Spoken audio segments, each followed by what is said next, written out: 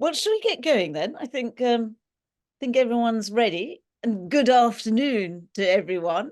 And to many of you, welcome back to part 2 of our interview with Benedict Allen. A rare treat to have a double billing with such a, if I can say so, Benedict, legendary explorer. Oh, you can say so. You can say so too. We all agree. So just a brief recap before we recommence our travels with you. Benedict's take on exploration and the role of the explorer encapsulates the essence of what exploration should be all about and rarely is these days.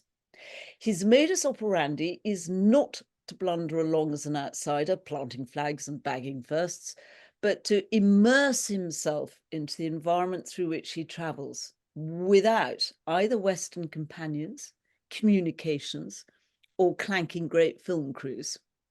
He chooses instead to focus on learning from the indigenous inhabitants, who often have no contact with the outer world themselves. So in our last conversation, we vicariously followed some of Benedict's rainforest expeditions, traversing the Amazon basin and penetrating the depths of the rainforests of the Papua New Guinea. We heard how he learnt from tribes such as, and sorry if I mispronounce them, Benedict, the Matsis, the Yefu, and the Obini, the skills of living and survival in the jungle that actually nearly killed him on his first expedition, and how he underwent a brutal sacred ritual with the crocodile people, of which he still proudly, we trust, bears the crocodile-like scars. Haven't asked you to show us, Benedict, might later. It is this take on discovery and exploration that Benedict has acquired a fascinating but also an extremely valuable legacy of knowledge that the modern world and its greedy appetite for development threatens to eradicate, along with those very tribes I mentioned that Benedict lived with, learnt from, and befriended. So, our conversation last month was not just a fascinating and fresh take on learning about these places, but also a rarefied privilege to listen to them. And it would be unforgivable, surely, not to hear some more of Benedict's endeavours, especially as they haven't been confined to the unforgiving environment of tropical rainforests. His inbuilt curiosity has driven him to other parts of the world.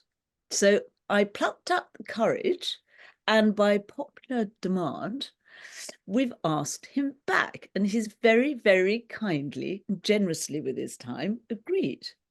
So today, we're going to emerge from the dense undergrowth of rainforests and travel with Benedict further afield to some very different environments. We're going to head into the heat of the open expanse of desert, then cool off in the frozen north of the Siberian Arctic, before concluding on a little discussion on the role of the modern day explorer. Benedict, hello, and thank you again for being so generous with your time. It's very sporting of you to return. Are you speaking to us from your home in Prague? I'm not my home. I'm speaking from my secret headquarters. This is my little hideaway in the back streets, the cobbled back streets of Prague. I hide away here, and no one really comes in to see this place very much. I like to just be here with my books, with my things from different expeditions. You can see you get a bit of a glimpse. You probably can't see the back streets of Prague, but anyway, there are with things I brought back from different expeditions, things that have survived, and also a few things that have from my childhood that inspired me to head out, like these little Tibetan boots. They were given to me by a cousin who'd been off. It's much older than me. Been off to India, lived there, and wrote about India, and so yeah, things that inspired and things that stimulate me now when I try and recall old times, but also think of new expeditions. Well, I think some of them look very practical, Benedict. Those slippers would go down a treat in a Czech winter. And the way you describe your little hideaway there sounds very Orson Welles, The Third Man. And in fact, talking of those great epic films, is rather relevant because in your exploration pedigree, it includes the pioneering of now a commonly adopted technique of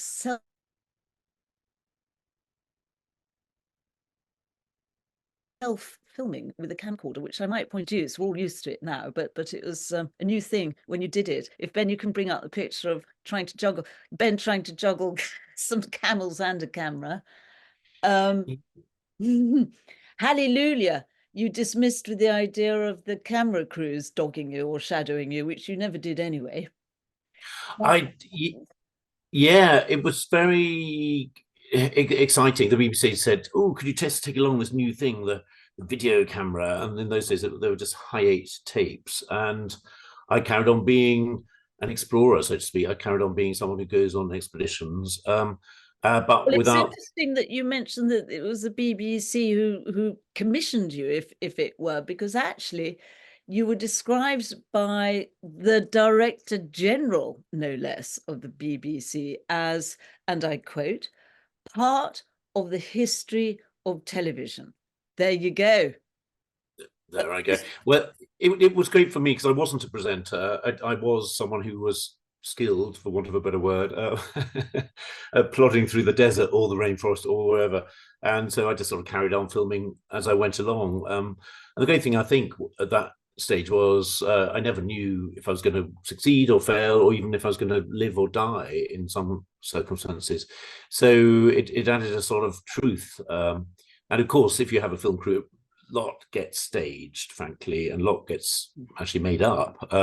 So I was able to be free of that and give millions of people, or a few thousand, the truth of what a real expedition was all about. It's also just another added weight to your kit and equipment to bear the responsibility of a film crew when you've got a lot to contend with, because you just mentioned about there were probably some very dicey moments, and the the Radio Times cover, as a result of this, your first filming, then dubbed you, here's another quote, television's most fearless man. And I think that we're going to be reminded about this, having actually become very aware of it in our last interview, but I think we'll be reminded of it in this one. And this fearlessness drives you to tread paths untrodden, including where I think I'm right in saying this first filming commissioned by the BBC included a part of the world that is known as the land God created in anger, the Skeleton Coast. Diamond-strewn Skeleton Coast. Now, what was that all about? Yes, do you know what? I didn't even know that quote, the land God was angry about. But yeah, Southwest Africa, the Namib Desert, amazing place. And by the way, those camels, I realized, could actually help me quite a lot for not just walking up this desert. It was about 1,000 miles long, but I could put my solar panels on the hump of each camel, and that meant I could sort of power not my expedition, unfortunately, but the filming of it. And this was a great privilege. So the Namib Desert hadn't been traversed in modern times. In fact, there was no record of it having walked from its entire length. Obviously, indigenous people had, at least in part, through the centuries, but there was no record of that. And in modern times, this was particularly because there are diamonds scattered up the deserts, particularly in the south. And so no one had been allowed into this area. It's sort of fenced off parts of the south, but you're forbidden to go into very large bits of it. But I was given permission as long as I fulfilled what I said I was going to do, which was bring in camels, because the theory was, at least the Namibian government felt, if I ended my expedition in disaster, then there'd be rescue vehicles trying to get in there, and they all might be looking for diamonds in their spare time. These vehicles, they might find lots of diamonds out there and bring them out.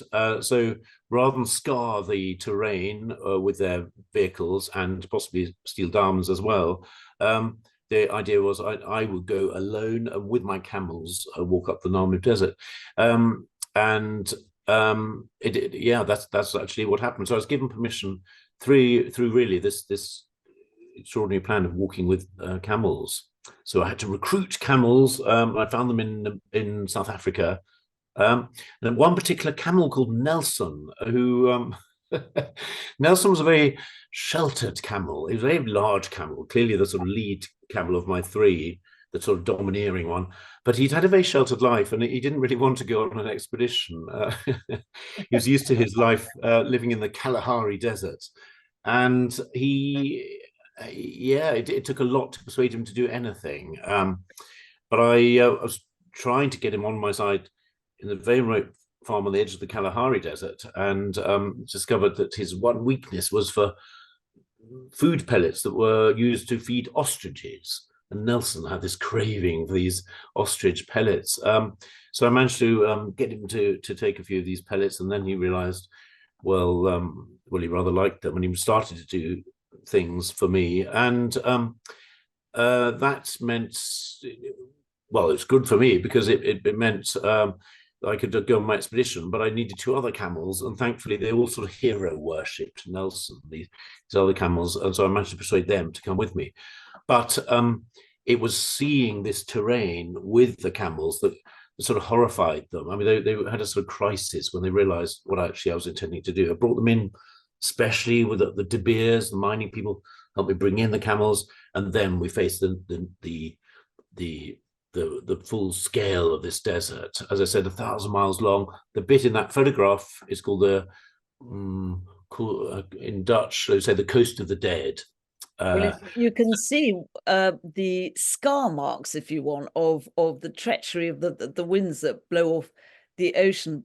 But I have to add at this point, and looking at this ferocious desert scape and the idea of having three camels, reluctant camels, you weren't going in unprepared. Having won your logistical battle with getting permits, which I take my own hat off to, because I know that part of the battle of actually even taking that first step on sand or ice or whatever it is getting those logistics, it's getting permits, whatever it is.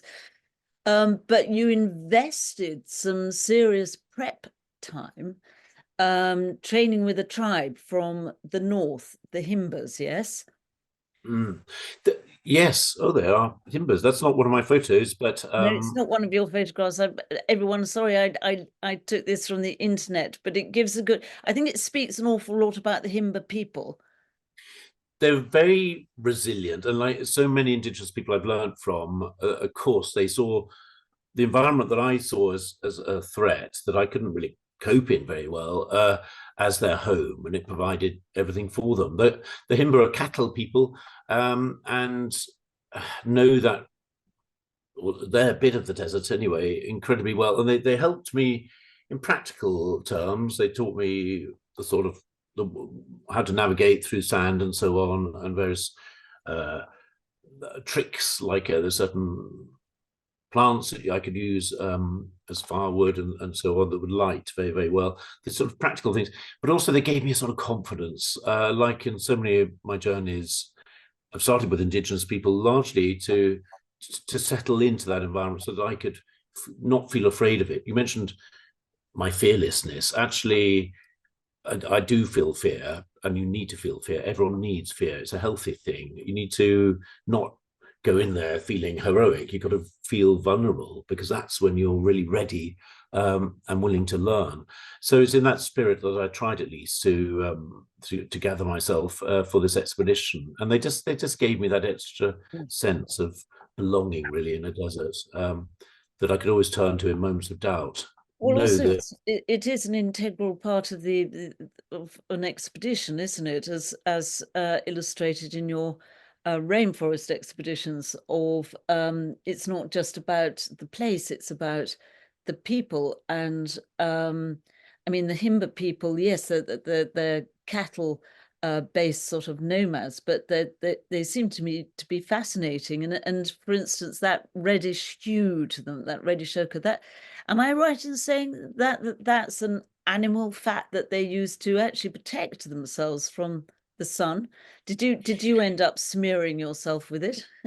No, I didn't. Yeah, it's ochre and it's grease, and it is protective of the skin. The Namib is peculiar as a desert. There's a huge amount of silica in the sand, and effectively the sun glancing off the sand can, well, it blasts your face. That the silica is like a mirror, so the radiation hits the sand and comes back up at you. So I didn't use ochre, but I was plastered my face with it was some sort of zinc stuff that cricketers sometimes use to stop that radiation. But by the time I emerged out of the desert, I don't know whether it was about 2.5 months or something, my lips were bleeding, which wasn't very nice actually. But it was because of this sort of radiation. So the indigenous people, Yes. understood they're let me pronounce this right. I'm aware probably polygamous. The Himbas. Yeah, it could be. I mean, your wife. I missed that. Did they offer you a wife? No, not. I think everyone thought I was a total freak, actually, and they wouldn't have wanted to marry me, especially because I had camels. When I came back to them and actually thanked them on this journey and got the expedition going, I came across the Himba, and I want to say thank you because I came across them during this journey. They were so fascinated by the camels because they knew how to handle livestock, because they had goats, because they had cows. And it was just wonderful seeing them assess this animal they'd never seen before, a camel. Obviously, camels are not indigenous to Southern Africa. And yeah, I think they thought I was a freak, and the camels were freaks. So that no one really wanted to marry me. And I'm very single-minded on my expeditions. I'm not really a traveler. You know, my dad was a test pilot, and my journeys are very much like that. You learn skills and you try and bring about your mission. So the Himba were great friends to me and very kind and also very knowledgeable, sharing that knowledge.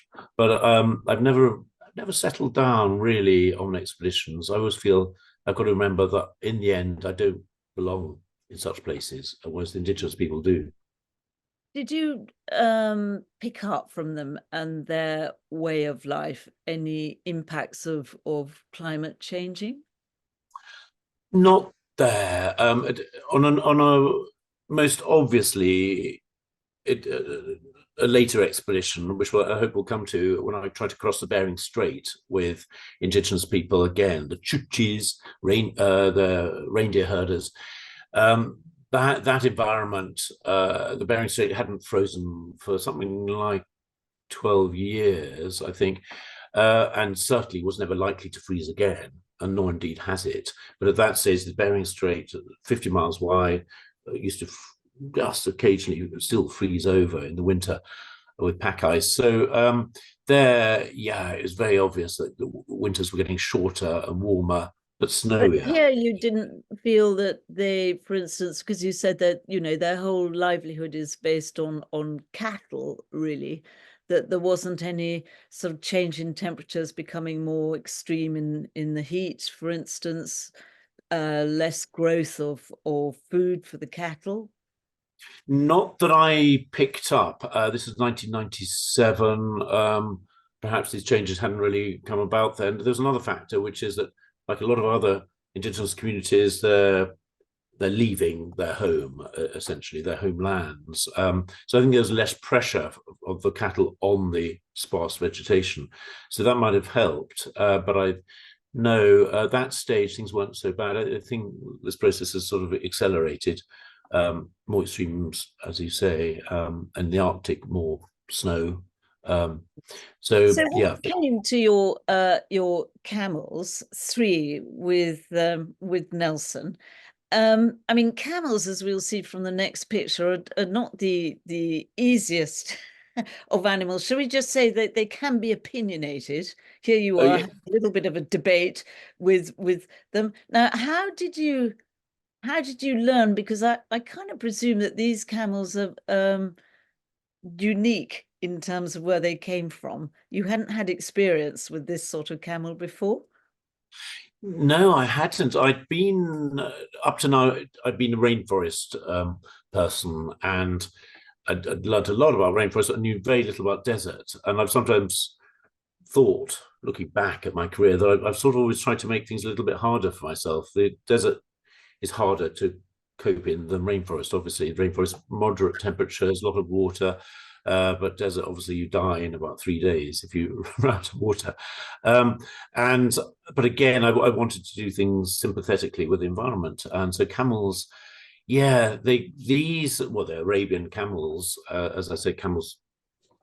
The one-humped camel doesn't belong well, it didn't wasn't part of life in southern Africa, but they have been used to help, I suppose, open up the frontier for Europeans, in particularly South Africa. There used to be patrols through the Kalahari by the police, by the army, but they weren't, and they were used again by Europeans in Namibia, Southwest Africa. But no, I had to start from the beginning, and it was hard. You can see I've actually got a bandage around my wrist there. I forgot about that. That's because I was trying to get the camels to do various things, tugging. And the thing is that one human against a camel, it doesn't really stand a chance. And 3 camels, I mean, you can't get the camels to do what they don't want.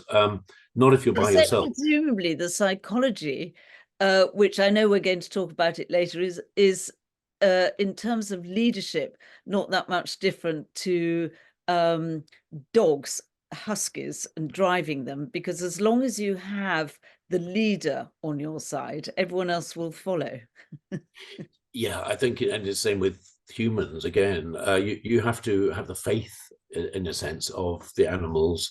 Yeah. Otherwise, yes, you may progress with them, but in an emergency, who will they turn to? So you've Yes. got to be somehow the one that deep down people respect. And again, hopefully we'll talk about the Bering Strait, but I had a dog there who I called Top Dog, who had that mixture of intelligence and bravery, that sort of winning combination that gave him a sort of charisma that the other dogs would follow. I had to gain his Bit like respect. the same qualifications for a successful expeditioner. No, well, I think so. That certain sort of something that people turn to, skills, but also bravery.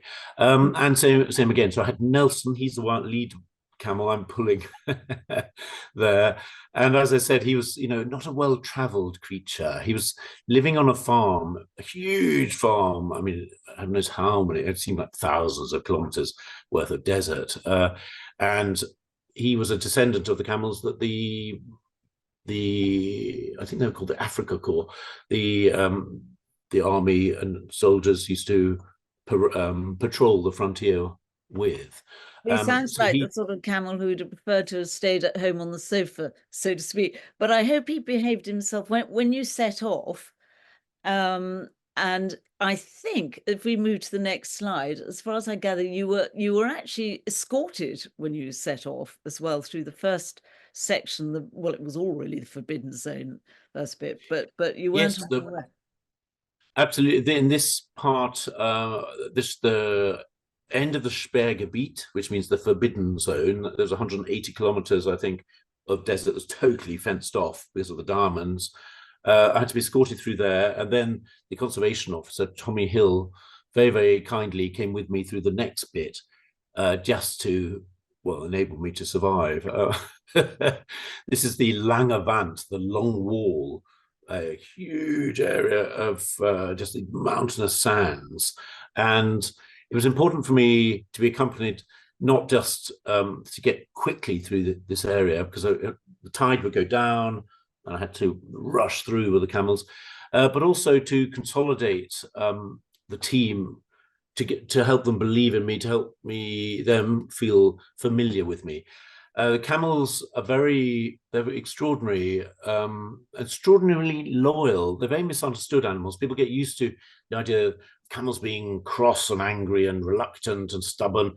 They are, because they're survivalists. They being a camel, they're so adapted to extremes, and they are very aware that things can go wrong in their environment, and they want to be with familiar people. They don't want a stranger. The last thing you want to do if you're on the edge of survival is to be with a stranger who may not know what they're doing. So they had to learn to trust. I agree with you that, Benedict. I think camels get bad PR, and every time I've been with camels, I found it a fascinating extra dimension to a journey. And I also agree with you that actually they seem to tune in to when you're in a tight spot or there's a moment of danger when everyone has to concentrate and get on with their jobs. They do it. I remember encountering a rather tense moment in the middle of a rather remote part of the Sinai, where we were confronted with I don't think it was another Bedouin tribe so much as drug dealers, and the camels for the first time did actually behave, moved when they were told to move, sharpish. And and I can see that here, with, because you fascinatingly mentioned about having to time you're missing the encroaching tide at this particular point, that the camels got on with it. They did. Yes, they weren't. I've mentioned several times. Nelson wasn't a very travelled camel. The last thing he wanted was too much of the outside world. He was very happy on that farm, and then I was disturbing his life. And again, it's that survival instinct. Camels like to have a familiar environment. They like to tick off one problem on their checklist, as it were, of survival problems. If you're trying to survive in a tricky environment, you've got to know that place and also know the camels or people around you. So I was moving him all the time. And one of the things that I needed him to do was start looking for the one constant thing, and that was me. So I was a constant. This again happens in expeditions. You need people to believe in you through constancy. If you're constant, and I was the leader, he began gradually to look to me, to trust me. And with that trust that he gave me, the other two camels now joined in as well.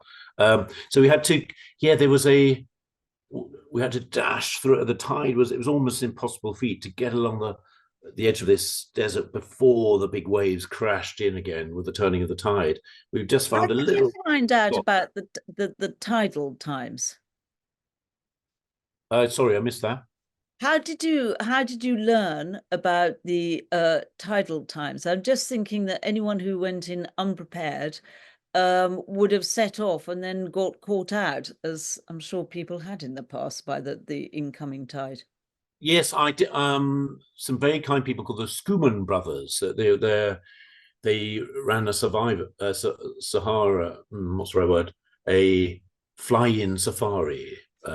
They would fly into the desert with various tourists and things. They very sweetly took me in a plane all the way up the full length of the desert, and I spotted one or two places where I could find shelter with the camels if the waves came in, which they duly did, as waves do, and as tides do. So yeah, I did this sort of recce, and again, this was trying to reinforce to the government that I did know what I was doing. Otherwise, I simply wouldn't be allowed to do this expedition. Yes. I mean, it's a huge privilege, first European to be allowed to do this. And so I reassured the authorities, then they allowed me permission. But yeah, it was still scary. We could never quite tell exactly if the sands had shifted or if it's going to be, we're going to meet some other problem. If the camels got injured or something, we would have been delayed. So we had to just keep on going as quick as we could, find this little cove. Yes. Well, this picture looks beguilingly charming and serene and a pleasant coastal walk, but you've just explained that actually even here there are hidden hazards. But if we move on to the next visual, you'll see a different, more threatening side to the coastline. And I was about to say you might have been relishing being out of the claustrophobic aspects of the rainforest, but it's just a bit foggy here, but it's known for its fog, hence the shipwrecks, and along with the winds and the tides. And if everyone looks in there carefully on the shoreline, you will see a wreck. I mean, there are apparently some 500 wrecks that dot along the coastline. Did you come across any? I did. There were a lot of wrecks, and they come and go. The waves of the South Atlantic smashing in against the coast of Southwest Africa is very sort of threatening. But it turns out that insurance companies through the last century have been getting wise to this. So if you want to claim on an old ship, you sort of send it up the southwest coast of Africa, and you sort of let it be shipwrecked, so you can claim lots of money. I mean, that's allegedly. I'm not pointing any fingers, but this is known. They used to call it coffin ships, didn't they? When they would send off a vessel and unfortunate crew who wouldn't know what the agenda was, and it would be duly wrecked, and the owners would get the insurance money. Although, of course, there was a lot of wealth in what these vessels were actually carrying because of the trade that was going on right back to the 16th century, when they were actually looking with their wonderful chattels from east and west for easier trade routes. And there's a famous wreck, I think possibly one of the earlier ones, called, if we go to the next picture, it's called, and I don't know if you encountered this, Benedict, the Bomb Jesus. Oh yes, I think I must have come across that one. I'm sure I would have noticed it as I stumbled along with the three camels.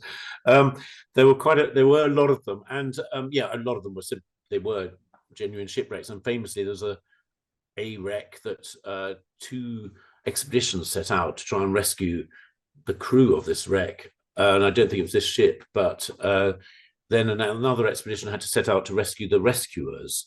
So you've got this great belt of sand, if you imagine the southwest of Africa, huge belt of sand, very difficult to access the sea and the coast itself from inland in Africa, with these huge mountainous sand dunes, some of them the highest in the world.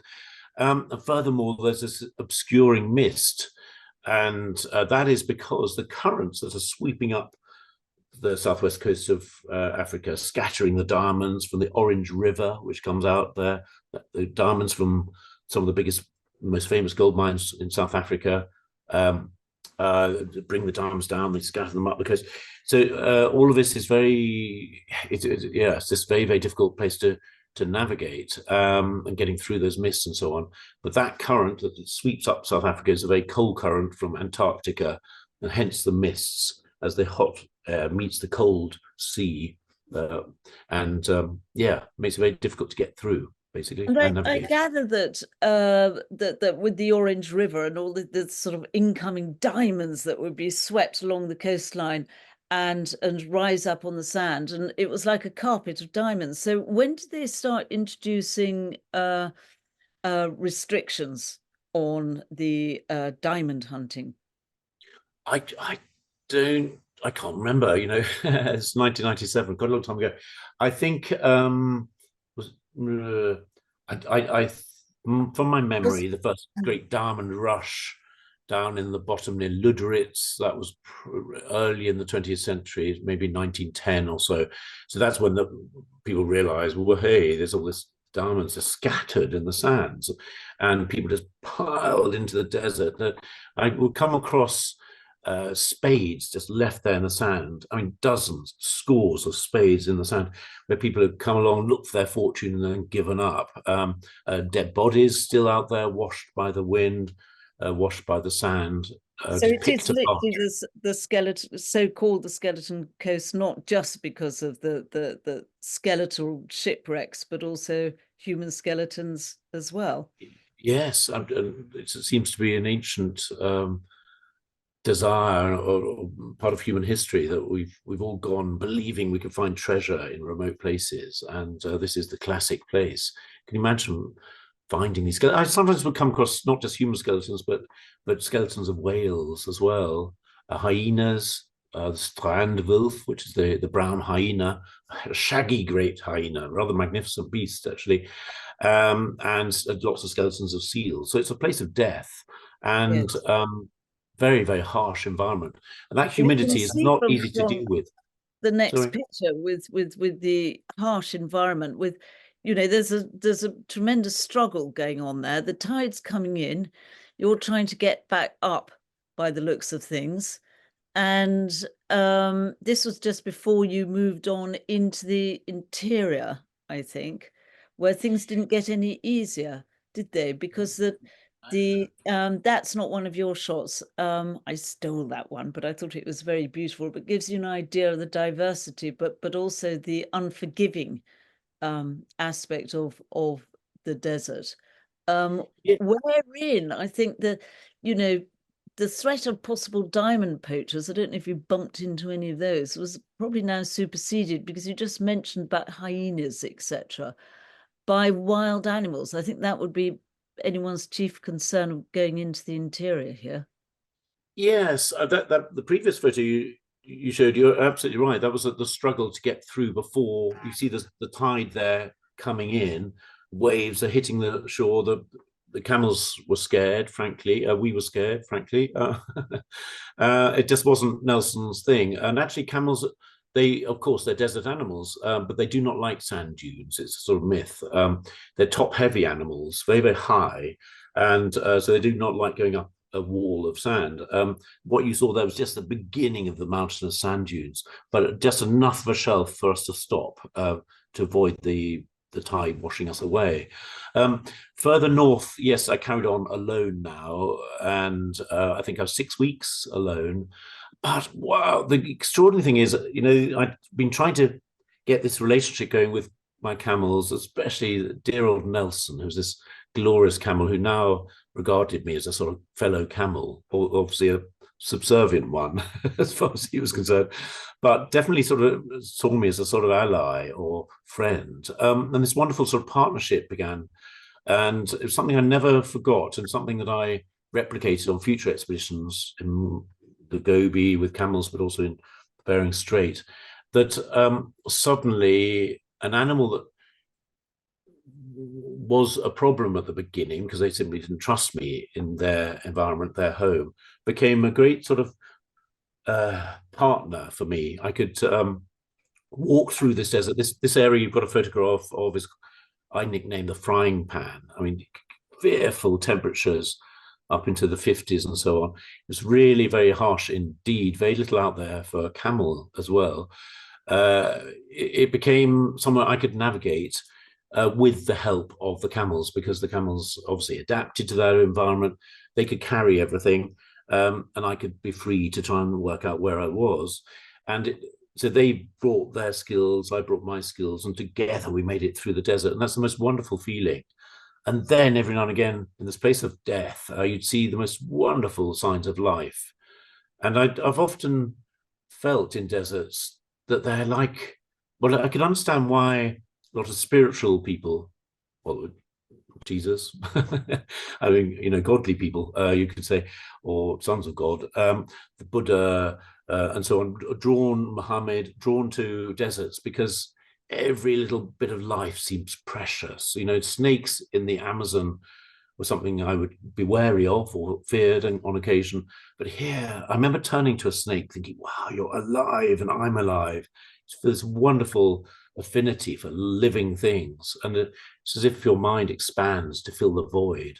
Wonderful feeling.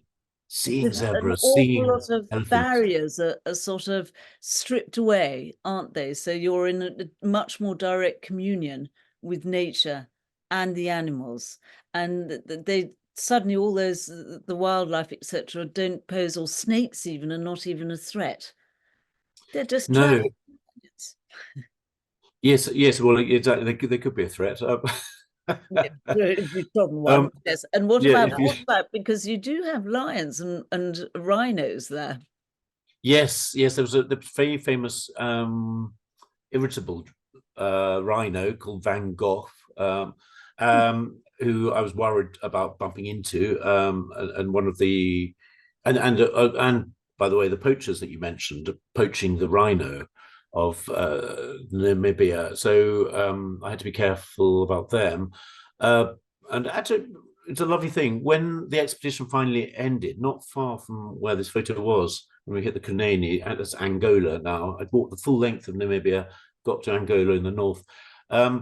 When eventually I had to say a sad farewell to my camels, I handed them over to Save the Rhino Trust, which I'm still a patron of, because the camels were now going to put in a good day's work every day, for as long as it took. I don't think Nelson would like that very much. No, I was just thinking about that, poor Nelson. But now he's going to put his life to good use, and be on anti-rhino poacher patrols. So it's a wonderful thing. Both all three camels were now going to be part of Save the Rhino Trust in their efforts to save the rhinos, because they could help the very brave anti-poaching units out there. Well, but it was a legacy, Benedict. So I was going to ask what happened to Nelson and his teammates, and you did actually see. I don't know if it made the camels nervous, but you did actually see. Well, what is that? A wild desert dog? That's a lovely photo of a black-backed jackal. Oh. Yes, they used to be fascinated by us, and the camels didn't know what to think of them. All the way up through the north, when I was alone with my camels, these jackals would just be following us and just keeping an eye on us, hoping for little handouts. And I was worried about them because they wouldn't harm us, but they might distract the camels, might spook them. Yes. My life was totally dependent on the camels. As usual, I didn't take a GPS or a satellite phone. I was relying on local skills and my own skills. And things like this that might seem harmless in other situations and rather lovely, could just worry the camels, or do something as simple as chewing through a bridle, which could be a problem for me. But they used to follow us, and I used to love them being around, frankly. But also, it just reminded me, I remember lying in the desert. I hadn't seen anyone for a couple of weeks, maybe 3 weeks. And I see that in the morning when I wake up in the sand, look around, I see little footprints of things that had visited me in the night. And I realized there are lots of little mice and things. And there was a lovely stretch of about a week when I had this relationship with little furry creatures. I'd leave out my muesli. I'd always be eating muesli, which the local people, the Himba, thought was hilarious, because they thought this was food for camels, not human. But anyway, I used to put out the muesli, and in the night, little hamsters and little gerbils and things would come out and eat my muesli. And I remember lying there in the sand, and these little creatures would have no fear of me, and they'd just be munching just in front of my nose the muesli that I'd left out. And it's such a wonderful thing when you're feeling lonely to have friends that are like innocent creatures, that in a sense. Well, a nice idea to think there's a little house party going on around you, but not so much so perhaps when you lift up your bedding. I don't know what you were sleeping on, but find, as one does in the desert, a scorpion, having a nice time there. I forgot about scorpions.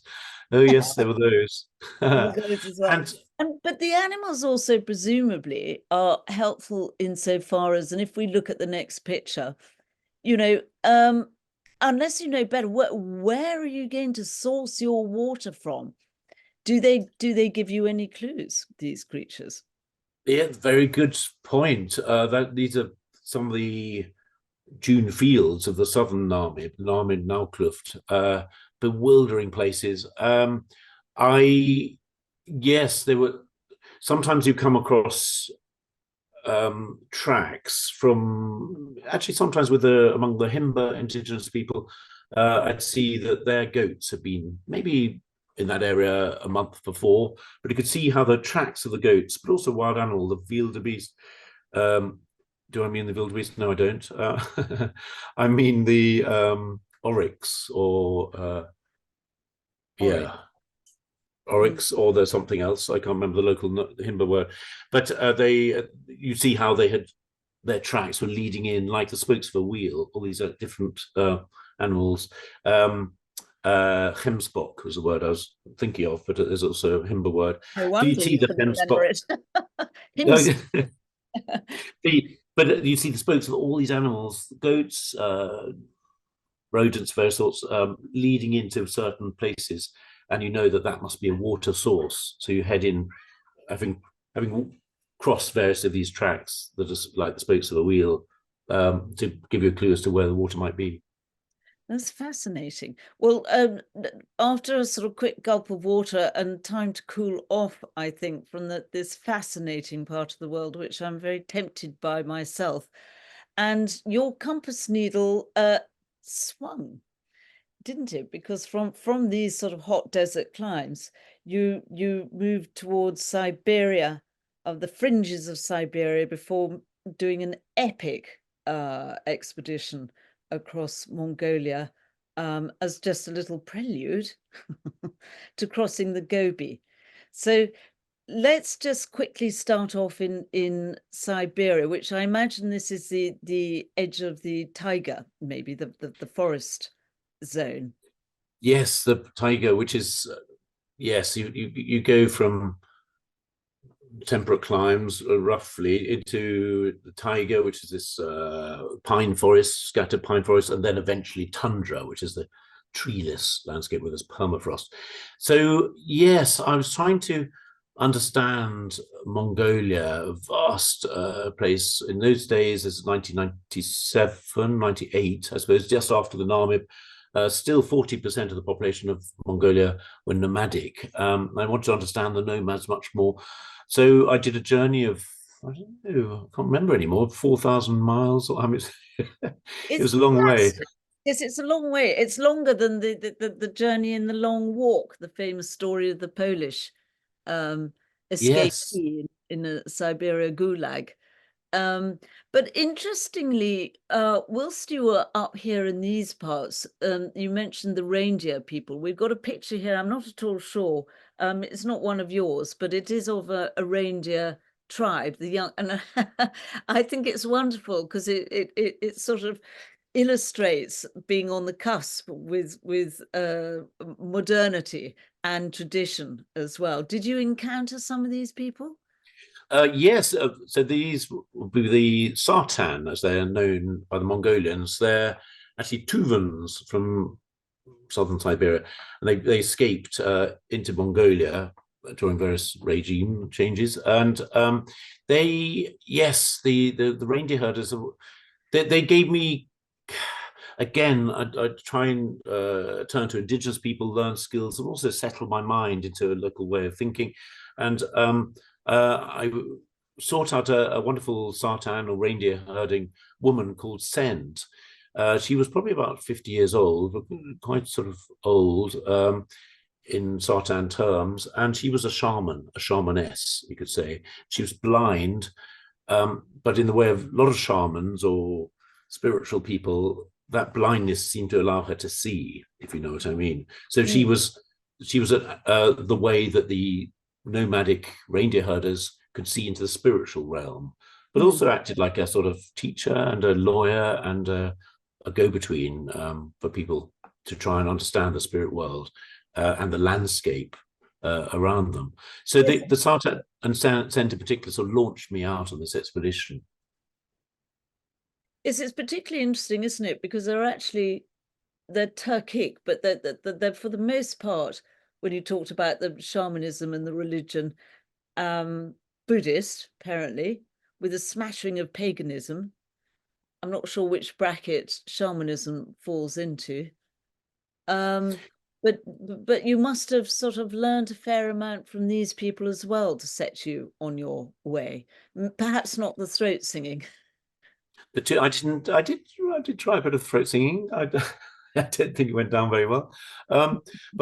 Yes, I was very aware that I was a novice in this environment. I didn't really know about cold environments. I come from rainforest and then desert. I would go back into desert at the end of this expedition, heading down into the Gobi Desert. And I sort of needed preparation just to get to the hang of nomadic life. I was going to be relying on nomads very much on this journey, from the reindeer herders right up in the north of Mongolia, in the Siberian region, and then coming down to the south into the Gobi. So this was my sort of launch out point. But I remember problems must have been, and we'll move on to the next picture, because this could be your opportunity for communication in order to learn from these sorts of people. but Yes. you didn't have the language. Well, I tried desperately. I went through 7 different Mongolian teachers, actually. It was terrible. I'd had to learn quite a few languages by this stage, but Mongolian sort of, I found it elusive. And in fact, teachers who were prepared to stick with me elusive. But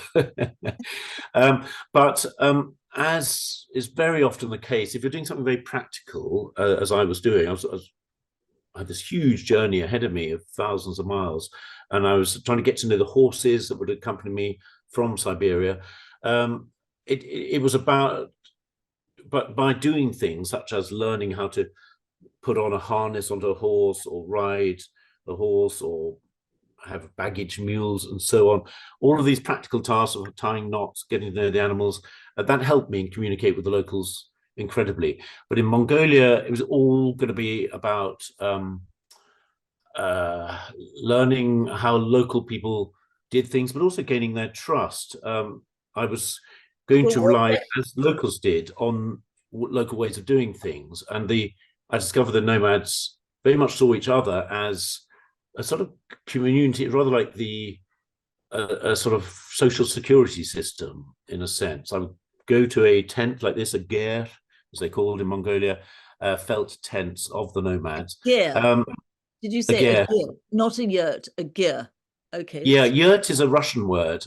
Ger is Mongolian, and yeah, but same sort of idea. Felt tent that could be collapsed within hours, and you put them on your camels, and then sort of rode off. Now I was going to be doing the same system effectively. Effectively, I'd be traveling like Chinggis Khan, Genghis Khan, their great hero, even today. Even though he died 700 years ago, he's still regarded as the great hero of Mongolia.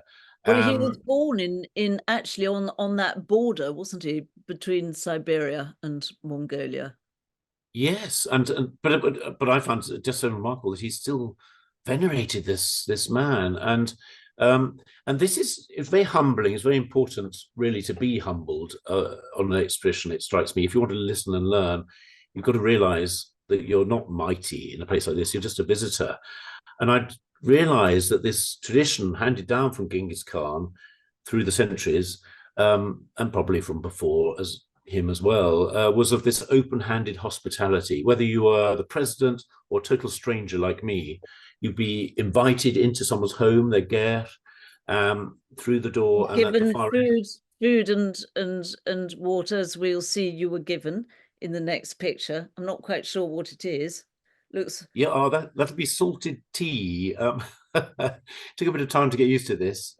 Mongolians put salt in their tea and a slab of butter from a yak, probably. So you have to get used to this. But it's very, those who travel know about how important it is to have rehydration sachets. If you get a stomach problem, diarrhea, or something like that, you've got to be able to rehydrate yourself. And this tea was absolutely perfect.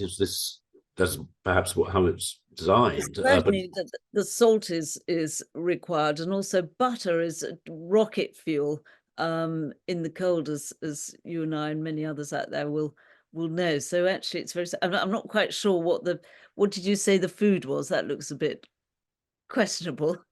Food was.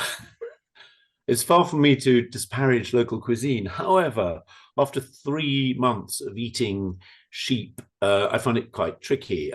There's not like a nice bit of roast lamb. The Mongolians, or being nomads, were, yeah, they're old sheep, or what they relied on, and my stomach just couldn't take it. And the ambassador, British ambassador, very kindly dispatched a British Land Rover to try and find me and give me. They knocked up some muesli, homemade muesli, from some secret depot or something in the back of the embassy, and this kept me going.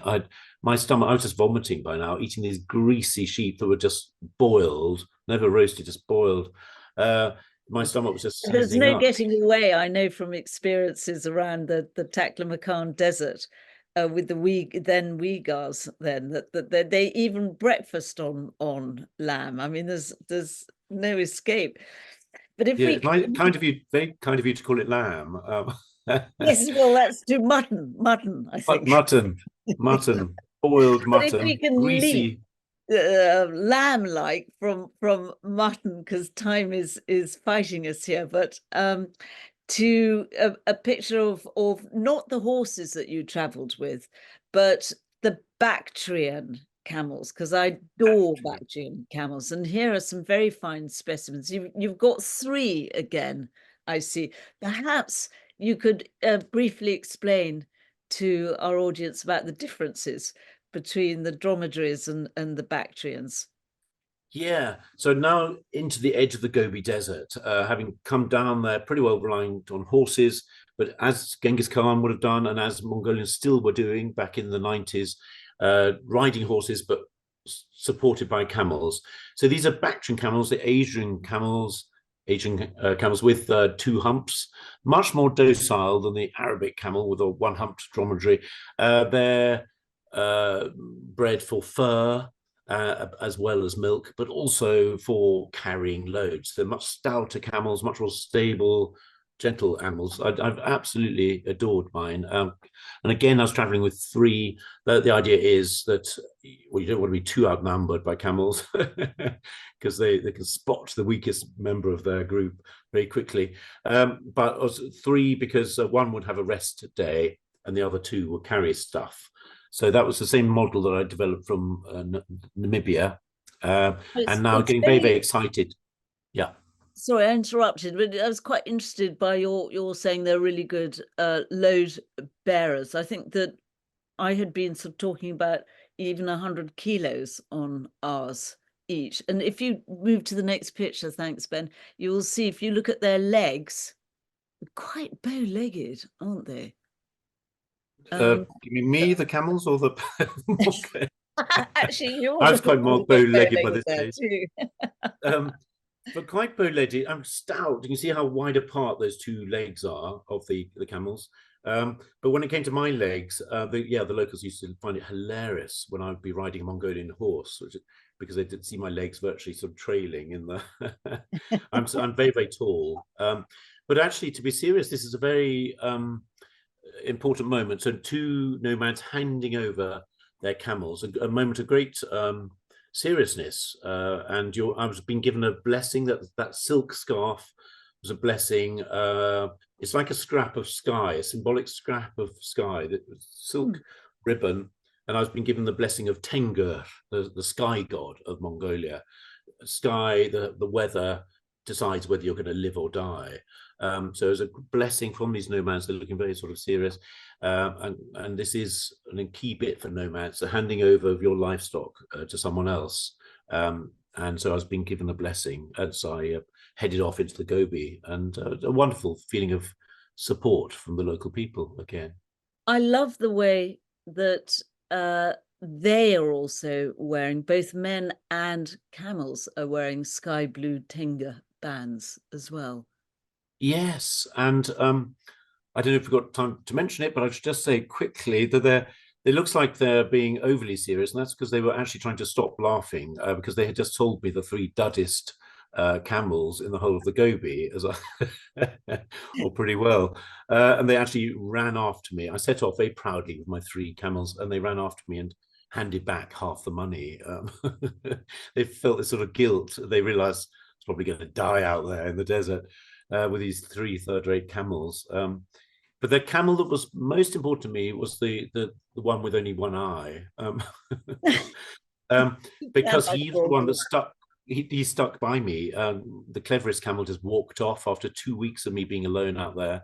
He just went off home, and the one that stuck with me was the one that looked the most inadequate, but actually had that key thing. And you'll know this, Rosie, from expeditions: loyalty, whether among humans or animals.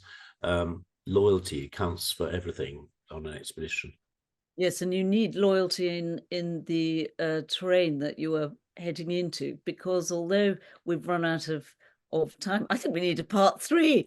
We'll end on the next slide, because I think it's a very beautiful picture, and to remind people that actually what you were going into wasn't some steaming hot Gobi desert. It's actually a cold desert, and your team need to be a crack team to survive the conditions that lay ahead, which you did.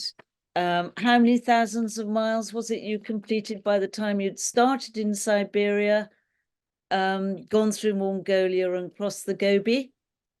I can't really remember, but I do remember the Gobi Desert was 1,000 miles, and that was the last bit of it, Yes. and last bit of the expedition. And the temperature was dropping 1 degree, no, half a degree a day. It took me 6 weeks to get through, and I had to go 30 miles walking every day, and look after the camels as well.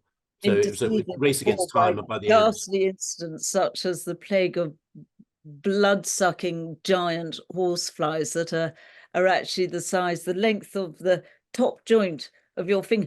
But you see, that's another wonderful story we need to talk about, Benedict. You know what I'm building up to, don't you? Do you want me to Part tell the story three. now? Part We three. will We need see a what part three.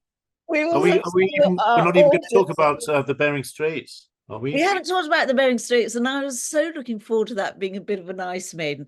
But I tell you what, we can quickly conclude on, if that's all right with our audience here, because we've got loads of questions as well. Questions about the sand dunes, questions about the reindeer tribes. We will actually conclude on listening to your opinions very briefly about, because I'm fascinated and I have my own opinions about what the inherent qualities should be of a modern day explorer.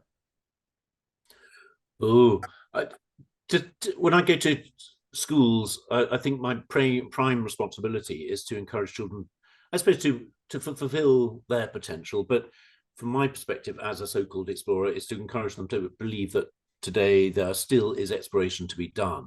And it's different from the past because when I started out, there are whole landscapes that our kind, the European, hadn't even been into. But now, certain things haven't changed. You need to have that curiosity, that spirit, that almost childlike wonder about the world, or it's something we're so important because what's the point otherwise, unless you're amazed? And you know, Rosie, it's not easy being a traveler, explorer, or so on. So you've got to have a little bit more than that. You've got to have a certain sort of tenacity, a desire to learn, but also a key thing is an ability to share, because that is the function of an explorer, to go out to places that we don't know about, or we just misunderstood, or that need to be revisited from the past, perhaps. But it's that basic idea of going out and coming back with information to clarify in this world. Maybe we need more explorers more than ever, not just because the way the mess the planet is in, and because we've learned so little about it so far, as I think we've only identified 5 or 8% of the species on our planet. Not only that, but we need to break out from our little ways of thinking. And maybe with social media, we're worse. We're too connected now. We need to disconnect and head out and come back. So I think it's all about communication. Yes, I think communication and sharing of discovery and knowledge is the obligation of an explorer, whatever era. And in fact, our listeners today have the same qualifications, if you wish, because they're here because they're curious and they want to learn and discover new information about what is actually a planet that can be explored and re-explored over and over again, because it's a evolving aside from climate change. And in fact, it's fascinating, isn't it? Actually, sometimes I feel I've learnt more by going back to somewhere I went maybe 10 years ago or whatever, and seeing what's changed to the environment and to the people. And I think that, you know, as I said right at the beginning, I think we all, speaking for everyone here, we all really appreciate your talking to us, Benedict, because I think that what you tell us is very valuable. as well, because some of what you learned and what we can see through your eyes is part of a disappearing part of our world, alas. Yeah, I'm certainly now. I tend to go back to places. I feel like I don't want to risk my life as much. I didn't ever really want to risk my life. I ended up risking my life in so many times. Now I've got children, so I tend to think more about them, and not in my need to survive, obviously, but more about the future of the planet and the knowledge that I had, the privilege I had of doing this sort of thing in the 1980s, and knowing that so much has been lost already since that time when I was living off the map, off grid. So I'm now, I've just been to Indonesia, and going back to people I knew called the Obini, and yeah, I'm trying to do this more, and there's a great sense of urgency, I feel, and I'm sure you have it too, Rosie, that time is short. Not so much for me, but for the knowledge base. So much is known by the indigenous people who are masters of their environment, understand that environment, and we need to listen, and listen fast. Yes, we do need to listen, because most of it is not actually written down anywhere. So Benedict, we rely on people such as yourself, and we're immensely appreciative of the very important role that you play as a proper explorer, not an adventurer, and therefore it is with huge appreciation that we all say thank you very much. And I'm not going to put you on the spot. I know from the comments that I can see come out here, and I'm so sorry everyone about not having time to do all the questions, but I can see that everyone would love to listen to more. But I'm not going to put you on the spot again. It'd be too unfair, but we can argue about that after we've gone off air.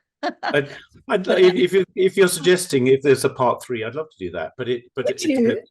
If you want to, what do you think, everyone? I think that everyone would love that, because we haven't really got into the Gobi bit yet. We haven't done the Bering Straits. And you know what's really interesting as well, everyone, is we could do a focused part of that on the shamans and the medicine people that Benedict has met all over the world.